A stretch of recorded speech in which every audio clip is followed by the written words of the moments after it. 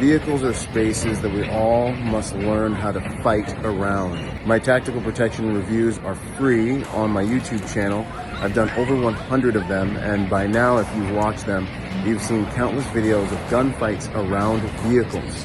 This is a space we must learn how to tactically master, because at any time, you can find yourself in an emergency around vehicles. They are a terrain feature that we all have organically within our lives every single day.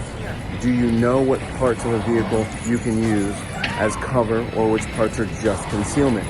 You definitely need to do more than Hollywood in order to understand these dynamics. How close should you be to a vehicle if you're using it for cover and concealment? How do you fight in these environments? This is something we're going to cover at this upcoming Protector Symposium 5.0 with Instructor Zero himself. He has been traveling the world teaching elite fighting forces these tactics and is one of the best to learn from on this subject.